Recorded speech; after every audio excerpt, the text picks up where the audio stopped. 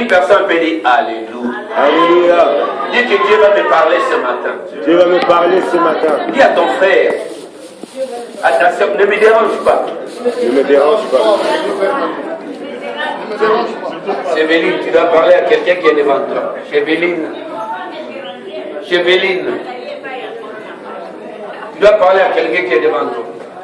Tu dis, ne me dérange pas. Adresse-toi à Chéveline, adresse-toi à elle. Dis-moi, dis que ne me dérange pas. Ne me dérange pas. Dis à ta grande sœur. Parce qu'aujourd'hui, non mais dis. Parce qu'aujourd'hui, Non, dis à ne me dérange pas. ne me dérange pas. Ne me dérange pas. Ne sois pas dans la distraction. Adresse-toi à quelqu'un. Ne me Ne dérange sois pas pas. dans la distraction. Ne sois pas dans la direction de la solution. Parce que Dieu va te parler. Je vais te parler. Alléluia. Amen. Même à Daniel, tu peux aussi s'adresser quelque chose à Daniel. Daniel. Daniel, ne dérange pas ta mère. Alléluia. Amen. Il est ressuscité des morts. Une question que j'allais poser à quelqu'un ce matin. Qui connaît la résurrection? Moi. Qui connaît la résurrection? Résurrection. Qui connaît la résurrection? Résurrection de Jésus. Résurrection. Qui connaît la résurrection? Allez là. Non, on ne va pas bien parler. Quand tu as parlé quoi? C'est quoi, il y a Jésus-Christ de Nazareth? Non. Il sait quoi? Alléluia. Maman, écoutez bien, il ne faut pas faire la malin. Quelle est ma maman? Maman Chantal, lève-toi. Parle un peu comme tu as parlé par mon gars. Ah. Disons Amen. Reprends une fois maman Chantal, c'est important. Dis-moi, au Seigneur puissamment. Dis-moi la résurrection. La résurrection. Dis-moi que ce matin, je ne suis pas venu en vain en ce lieu. Je ne suis pas né en vain. Parce que Dieu, Dieu, c'est lui qui a ressuscité Jésus-Christ d'entre les morts. c'est lui qui a ressuscité de Jésus-Christ. Alors aujourd'hui, c'est mon jour de la résurrection. C'est mon Dieu, La résurrection de ma famille. la résurrection de ta famille. La résurrection de ma santé. La résurrection de mon mari. La résurrection de mes enfants. La résurrection de ma santé. La résurrection de mon argent. La résurrection de ma vie. Il y a que quelques personnes qui ont compris. Non, Chantal. Les autres là sont comme ça, ils ne comprennent pas. Quand on parle de la puissance de Dieu, tu dois t'élever. Et tu dois confesser cette parole. Parce que la Bible dit que la parole c'est la puissance de Dieu. Dis-moi la parole c'est la puissance.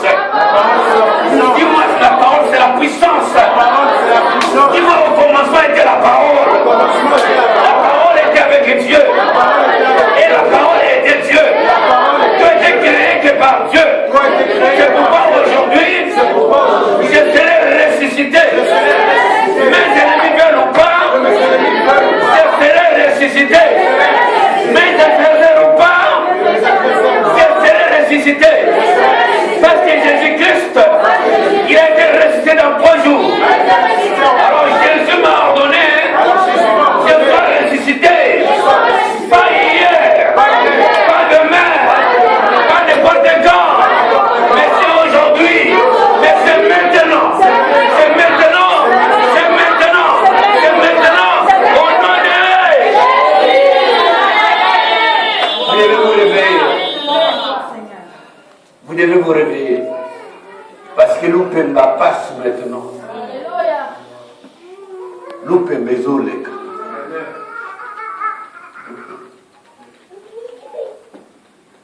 Si vraiment tu te sens qu'il sera ressuscité d'entre les morts, tu vas voir aujourd'hui. Amen. Disons Amen. Amen. Les anciens prophètes ont parlé. Il y aura quelqu'un qui naîtra de la tribu de Juda, de la maison de David. Celui-là, il aura la puissance et l'autorité. Il sera trahi par les siens.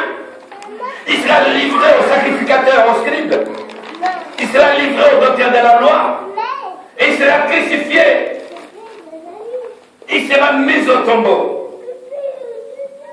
Et troisième jour, il sera ressuscité d'entre les morts. Qui d'autre si ce n'est que Jésus-Christ de Nazareth, qui fait des choses extraordinaires. Parce que je sais qu'aujourd'hui dans ces lieux, toi qui étais mort, toi qui étais enterré, toi dans laquelle on avait roulé une très grande pierre, et la Bible, l'ange viendra pour dérouler la pierre. Si on roule la pierre, le contexte de déroulement, c'est dérouler la pierre. Est-ce qu'on peut dire amen? Si on t'avait caché quelque part, dans une grotte, ils ont roulé une pierre. Ça veut dire on peut aussi? Ah, vous ne comprenez pas. Ça veut dire que cette pierre a été roulée et fermé le lieu. Il y a un ange de l'Éternel qui campe tout autour de toi, mon frère. Il y a un ange de Dieu qui est devant toi. Est-ce qu'on peut dire Alléluia? Est-ce qu'il parle à quelqu'un ce matin? Est-ce qu'une personne peut bouger la main? C'est la parole de la puissance. Est-ce qu'on peut dire amen? Et la Bible déclare, on peut te mettre dans une grotte et on roule la pierre. Le contraire de ça, c'est quoi? On peut te fermer avec des clés. La Bible déclare, Jésus-Christ, il tient La clé de ce mort. Jésus, il a des clés plus que passe-partout. Est-ce qu'on peut dire amen? Les gros sacrificateurs ont parlé qui est Jésus-Christ. On va livrer quelqu'un par les siens. Jésus-Christ a été arrêté. Jésus-Christ est devant Pilate, devant Hérode, devant Pilate, et Pilate dit, tu ne sais pas, j'ai le pouvoir de te crucifier, j'ai le pouvoir de te relâcher. Jésus-Christ dit à Pilate, non, toi, tu n'as aucun pouvoir sur moi. Je vais te dire quelque chose aujourd'hui. Avec des ennemis, ils n'ont aucun pouvoir sur moi. Vous ne comprenez pas. Rentrez dans l'évangile. Nous paraphrasons la parole de Jésus sur tes ennemis. Est-ce qu'une personne m'écoute? Est-ce que tu peux bouger ta main comme ça? Gloire à Jésus. Est-ce que tu peux bouger vraiment ta main? Est-ce que je prêche à des vivants en ce lieu? Est-ce que je prêche aux vivants en ce lieu? Est-ce que les vivants peuvent acclamer les rois des rois?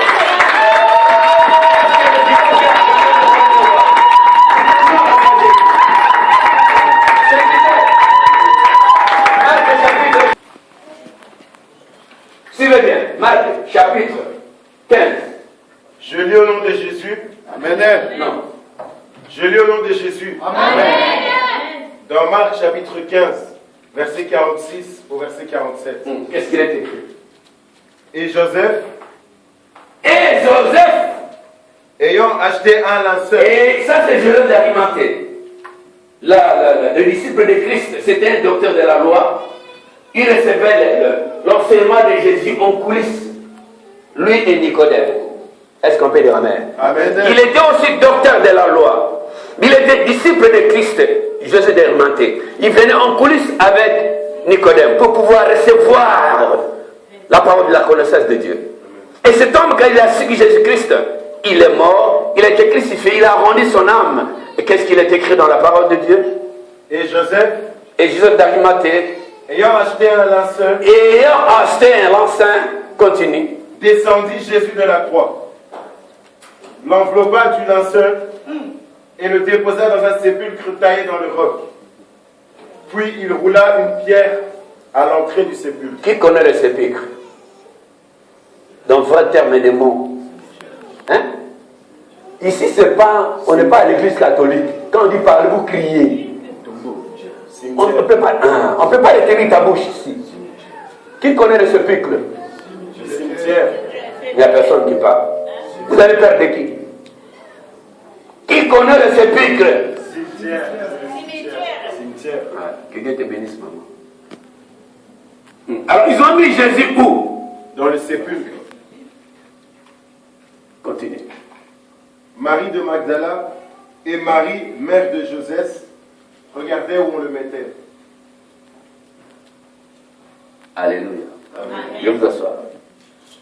Ici, nous voyons le Christ de Jésus-Christ Le Seigneur de gloire, celui qui était mort, crucifié sur la croix pour vous ce matin.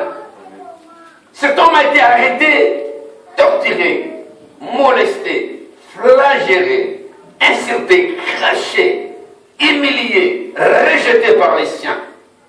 Comme toi, qui vis dans les régions infernales. Comme tu vis avec des blessures intérieures qui n'arrivent pas à se cicatriser. Comme vous ce matin, tu viens avec des pleurs, avec des lamentations, tu pleures, tu dis, ça ne peut pas s'arranger, cette histoire. Je vis dans la désolation, je vis dans les problèmes épineux. Mais je vais te dire quelque chose. Oui, Jésus-Christ, c'est lui qui a été rejeté même par les siens. Toi qui vis avec des doutes, je vais te dire quelque chose. Quitte tes doutes. Amen. Quitte tes doutes. Vous savez, les doutes, c'est une pierre, une grosse pierre dans laquelle ils ont placé dans ton cœur, afin que toi tu ne peux pas croire que tu réussiras. Que tu réussiras. Je te dirais que c'est non.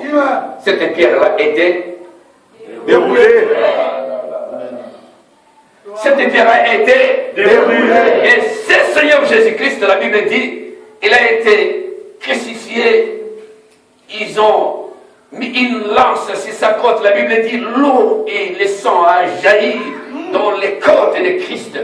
La Bible dit, ce sang-là et cette eau-là, elle est venue pour purifier tout ce qui se trouvait dans l'affliction, tout ce qui se trouvait dans les blocages, tout ce qui se trouvait dans laquelle la sorcellerie les a enveloppés, et ce sang-là a coulé pour pouvoir nettoyer, élaguer ta vie, pour remettre ta vie dans les rails.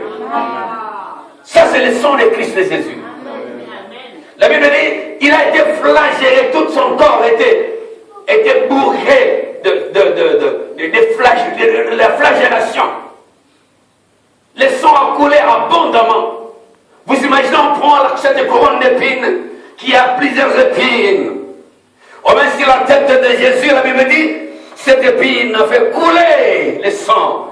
Jésus a été trempé par son sang. La Bible dit, sans l'effusion du sang, il n'y a pas de pardon. C'est écrit. C'est écrit. Il fallait que Jésus-Christ meure. En fait, toi, tu es la vie et la vie éternelle. Dis Amen. Dis Alléluia. Et Jésus, on l'a amené par son disciple, Joseph d'Arimathée. Il a su que le Seigneur était mort. Il est venu pour chercher son corps. Il a été au lieu de mon appel Golgotha. C'est lieu de crash. On met Jésus là au sépulcre dans laquelle personne n'est jamais mis. Ils ont mis le Seigneur là. Pour les diables. Quand tu es là, les gens qui t'ont enfermé, jeune homme, les gens qui t'ont enfermé, pour eux, ils disent, c'est fini ou c'est vrai? C'est fini. Alors les diables, quand ils ont mis Jésus là, qu'est-ce que les diables a dit? Pour toi, qu'est-ce que tes ennemis disent? Répondez. Kalangana, qu'est-ce que tes ennemis disent? C'est fini. On ne les verra pas. C'est vrai. Tes adversaires, tu les connais mieux. Tes ennemis à toi, ils disent, c'est fini, nous l'avons englouti. Nous l'avons enterré vivant. Il ne va jamais se relever. Il n'aura jamais de travail. Il n'aura jamais même de séjour. Vous savez, tu peux rester 30 ans en Europe sans séjour légal. C'est pas normal. Car la Bible déclare, selon la prophétie, les liens où foulera. La plante de ton pied, je te le donnerai en possession. Et comment toi tu peux manquer le séjour?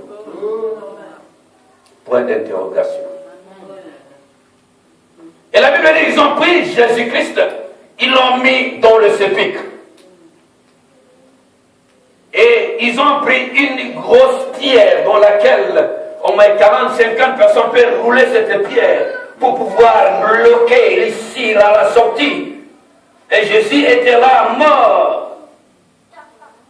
Et tous ces docteurs de la loi qui gibelaient, tes ennemis sibyllent, voilà, j'ai englouti son mariage, voilà, il va marcher échec en échec, il ne va pas réussir. Ils ont pris une grosse pierre, ils ont mis devant toi pour te bloquer la route. Tu te réveilles, tu dis, je vais aller voir Fizo. Tu ne peux pas arriver parce que tu es fatigué. Tu es constamment fatigué. C'est une pierre.